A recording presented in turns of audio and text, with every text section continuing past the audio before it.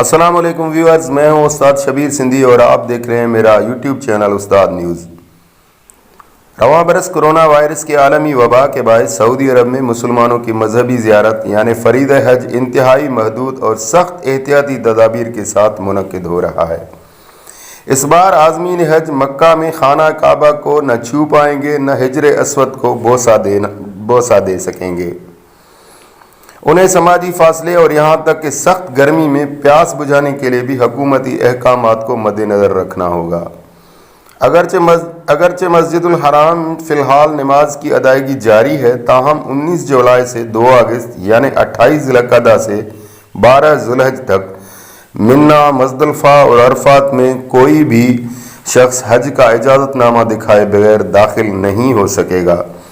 سعودی عرب میں corona virus کے باعث متاثرین کی تعداد 2 لاکھ سے اوپر ہو چکی ہے، جبکہ اموات کی تعداد 1900 سے زیادہ ہے۔ مسلمانوں کے مقدس شہر اور حج کے مرکز مکہ میں 230 جبکہ مدینہ منورہ میں 159 متاثرین کی تصدیق ہوئی ہے۔ سعودی حکام نے سلطنت کے اندر مقیم مختلف ممالک کے افراد کو حج کی ادائیگی کی اجازت دینے کا اعلان کیا تھا، لیکن رواں برس کتنے افراد حج ادا کر سکتے ہیں، اس کی حتمی تعداد کیا ہوگی، یہ تاحال واضح نہیں ہے۔ الجزیرہ ٹی وی کے مطابق گزشتہ منگل کو ایک ورچوئل کانفرنس کے دوران وزیر برائے حج و عمرہ محمد بنتن نے کہا کہ حکومت ابھی جائزہ لے رہی ہے کہ کتنی تعداد میں عازمین کو حج کی اجازت دی جائے۔ ان کا کہنا تھا کہ یہ تعداد 1000 کے قریب ہو سکتی ہے یا اس سے کچھ کم یا زیادہ ہو سکتی ہے۔ ان کا مزید کہنا تھا کہ یہ تعداد 10,000 نہیں ہو سکتی۔ بی بی سی سے گفتگو کرتے ہوئے پاکستان میں سعودی سفارت خانے کے ذرائع نے بتایا کہ فی الحال اس حوالے سے کوئی تصدیق نہیں ہو سکی کہ سعودی عرب میں مقیم کتنے پاکستانی شہری حج کریں گے۔ سعودی عرب میں بیماریوں کی روک تھام کے قومی ادارے نے حج کے حوالے سے قواعد و ضوابط کا اعلان کر دیا ہے۔ سعودی خبر رساں ادارے اور مقامی میڈیا نے اس حوالے سے تفصیلات جاری کی ہیں۔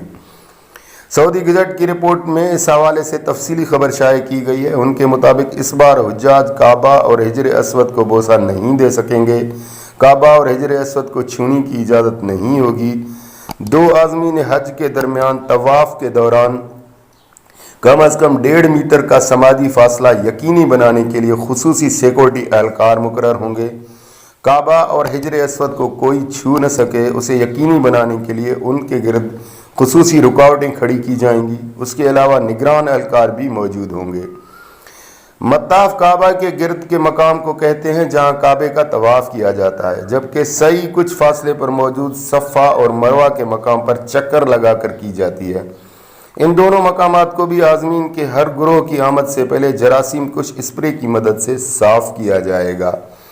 منی میں رمی یعنی اسلامی عقیدے کے مطابق شیطان کو کنکریاں مارنے کے لیے بھی اب حاجیوں کو پیکٹ میں کنکریاں دی جائیں گی اور اس کے لیے ان پر پہلے جراثیم کش اسپرے ہوگا۔